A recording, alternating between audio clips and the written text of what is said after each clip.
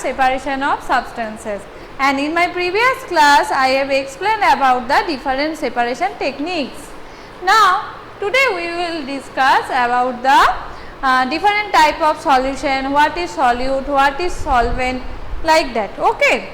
So, first a question is there that can water dissolve any amount of a substance? A question is there, that is, can water dissolve any amount of a substance? So, in that class we will find out the answer of this question. Before that, we have to know that what is solvent and what is water. Okay. So, water is a solvent and it is called as universal solvent. One term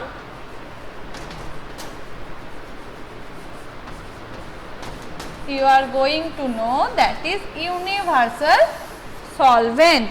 So, which one is called as universal solvent? Water.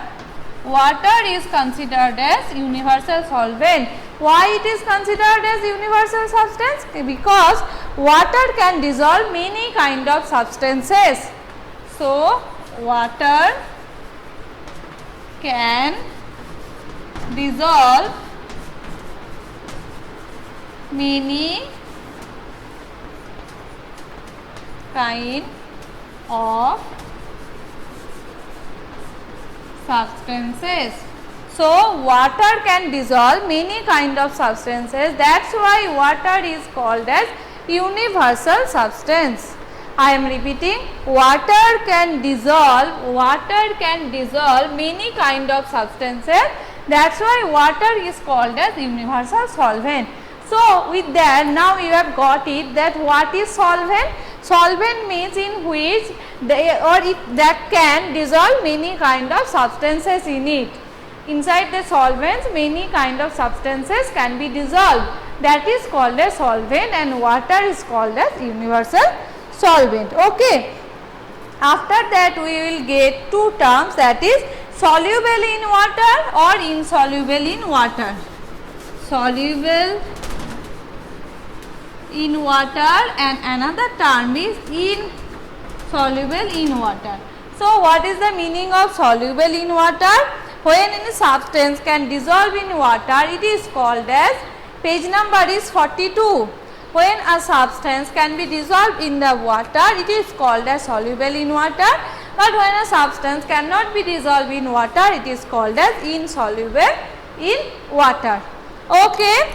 Now, with that we will explain our activity, so that we will get to know what is solution and what are the different types of solution can be found. Okay. So, first you have to take a beaker, a spoon, few amount of salt and water. Okay. Then what we have to do? We have to pour a half cup of water in the beaker. First, what we have to do? First, we have to pour half cup of water inside the beaker. Then 1 teaspoon of salt we have to add and we have to stir it well. And again we will add 1 teaspoon of salt and stir it well, and we will stir it until the salt dissolves completely. Again we will add 1 teaspoon of salt and stir well, and we will keep adding the salt 1 teaspoon at a time and stir. We will add salt 1 teaspoon at a time and we will stir. Okay. So, after adding a few spoons of salt, you will find that some salts will be remain undissolved at the bottom of the beaker. So, after adding few spoons of salts, you will find some salts remain undissolved and settles at the bottom of the beaker. Then this means that no more salt can be dissolved in the amount of water we have taken. That means no more salts will be dissolved in the amount of water we have taken. and this solution will be called as saturated solution. So from that experiment we have got a solution which is called as saturated solution. Now if I say that what is solute and what is solution, so first we have to know what is solute, after that what is solution, and then we will know what are the different types of solution. So first we will write what is solute. So what is solute? The substance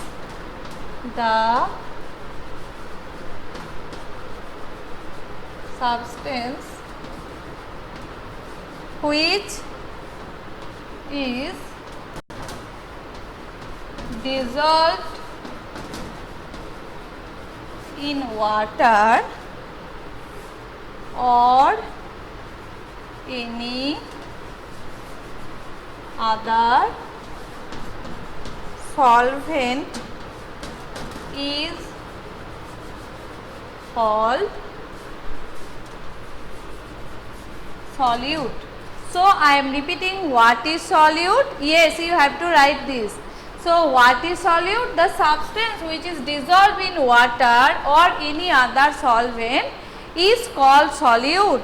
I am repeating, the substance which is dissolved in water.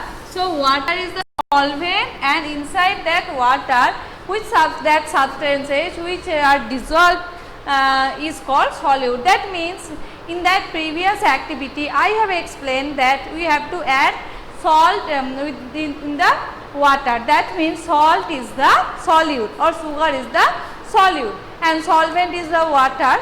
So after that, by mixing of that solute and water, then what will form? That will be a mixture which is called a solution. So next one is solution. Now if I write that what is solution, then what will be the definition of solution? That the homogeneous mixture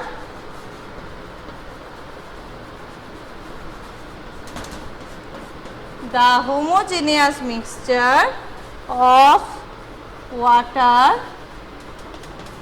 or any other solvent and a substance soluble in it is called solution.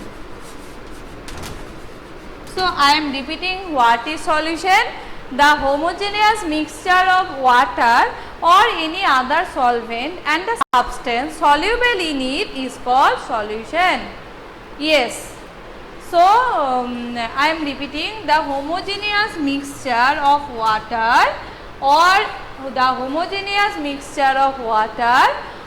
any other solvent and a substance of soluble in it is called solution. That means we can call it whenever we are adding salt or sugar in the water, after that the mixture will be called as solution.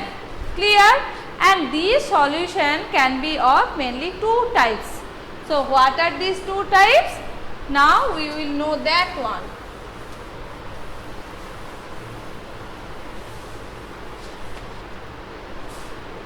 Yes.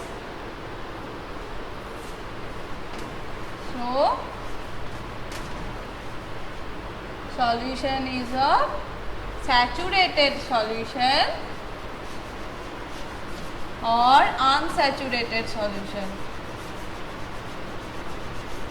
Okay, saturated solution and unsaturated solution. So what is the meaning of saturated? Yes, Sanchita, what is the meaning of saturated solution? Saturated, that in that particular type of solution when a solution in which no more solute can be dissolved at a given temperature. So what is saturated solution?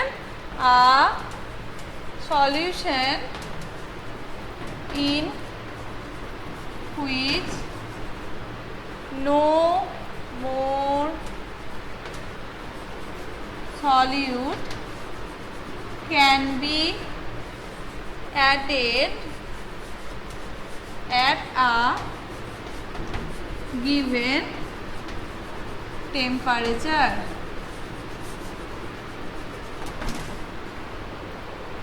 That is called as saturated solution. I am repeating, a solution in which no more. Okay, you have to remember that part. A solution in which no more solute. What we will add? Solute. A solution in which no more solute can be added at given temperature. This parameter is very important. You have to mention that part. Okay, I am repeating that a solution in which no more solute can be added at a given temperature is called as saturated solution. Now, if I ask you what is unsaturated solution, you can answer it by your own. How? You have to remove that no. That means a solution in which more solute can be added at a given temperature is called as unsaturated solution. So, on the unsaturated solution we can add more solute, but in the saturated solution it is not possible that of adding more solute. So, I am repeating, what is saturated solution? It is a solution in which no more solutes can be added at a given temperature. But why I have added that parameter a given temperature? Because just in the previous experiment that you have taken that you have taken a small quantity of salt. You have taken first, you have to take a saturated solution, then you have added, just imagine you have taken a saturated solution and then you have added some quantity of salt. Okay, and you will find that the salts are found undissolved condition at the bottom of the beaker. But if you heat that beaker, then what you will see, that you will find that the undissolved salts in the beaker of undissolved salt in the bottom of the beaker will dissolve. Why? Because when you will increase the temperature, that time solubility will be increased and the undissolved salt will be increased. So, that's why we have to mention that given temperature, because if you have checked that if you increase the temperature or if you heat it, then what will happen? The undissolved salt may dissolve. Okay, so that means the temperature is different. That time that solution is not saturated solution, unsaturated, it became unsaturated solution. So, in that solution you have to mention that part, that at a particular given temperature. Okay. So, next part I have explained that solubility, that the limiting amount of any substance that a water can dissolve at a temperature and a pressure is described the term called solubility. So, there is a limit. Okay. So, the limiting amount of substance, I am repeating, the limiting amount of substance that water can dissolve is described by the term solubility of that substance in water. Okay. So, now if I consider the definition of solubility, then what we will get, that the maximum mass of a solute that can be dissolved in a 1 gram of the solvent at a specified temperature is called as 100 gram of the solvent at a specified temperature is called as solubility. I am repeating, the maximum mass of the solute can be dissolved in 100 gram of the solvent at a specified temperature is called insolubility, and a solubility of solid solute generally increases with the rise in temperature. So that point is important, that a solubility of a solute will increase with the rise in the temperature. That one I have explained in the previous activity. So you have to remember that part, that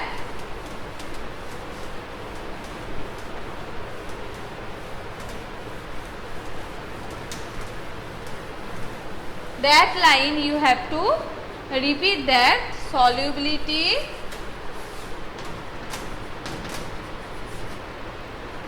of a solid will increase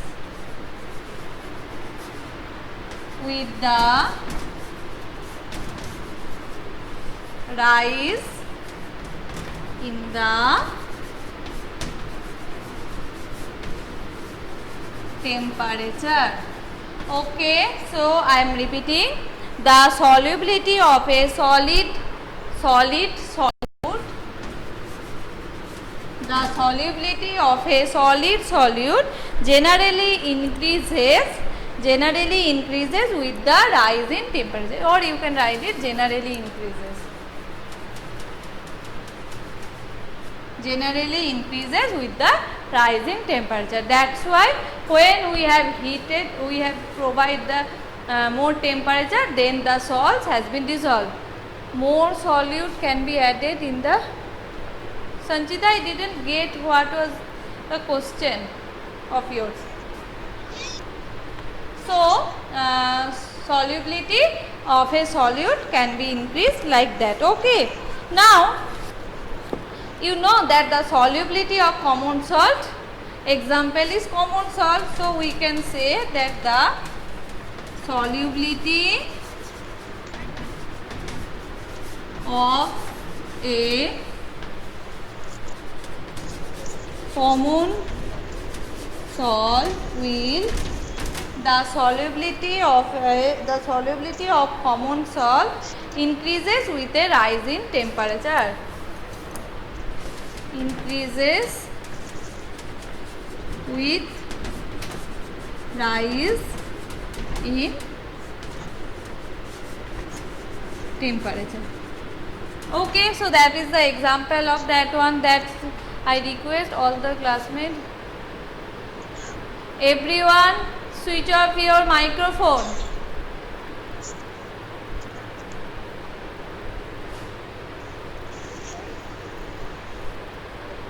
Everyone switch off your microphone, don't disturb. Now that one more thing, that solubility. Now then another activity is there, let me tell you first that one, that you can perform this activity at your home. Just try it, and in my next class let me know that what result you have got. Okay, I am telling you the activity right now.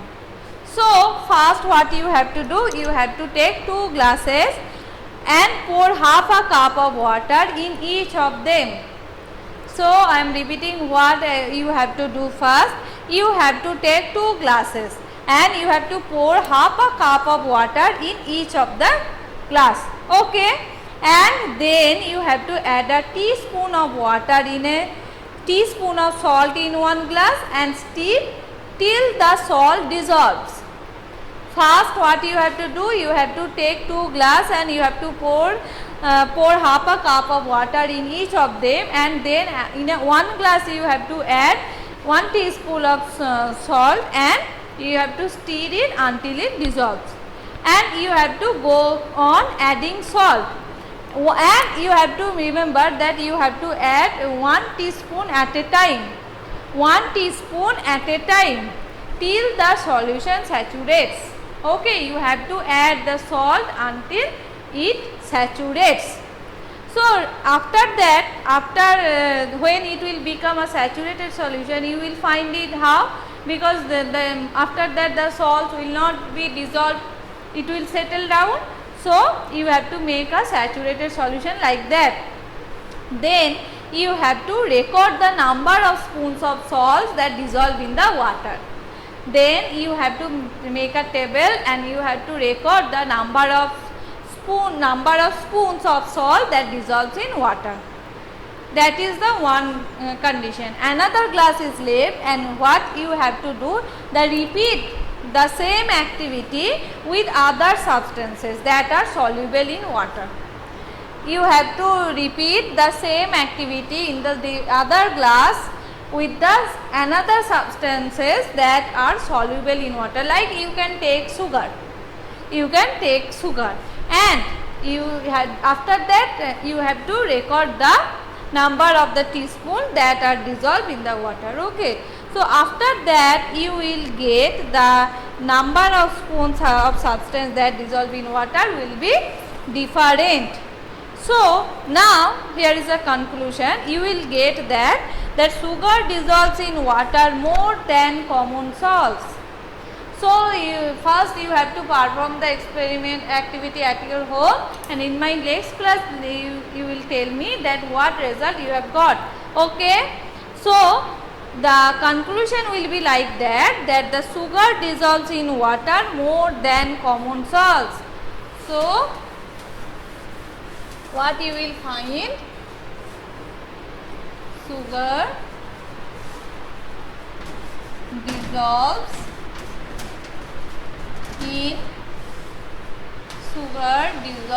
in water more than common salts. Okay, that one you will get, that sugar dissolves in water more than common salts. Okay, so these are the activities are in this part. So with that I am completing the chapter. In my next class I will explain the exercise part, and we will start the new chapter. Okay. So for today that's it. Have you understood, everyone? Have you understood? Okay. So thank you everyone, and bye for today.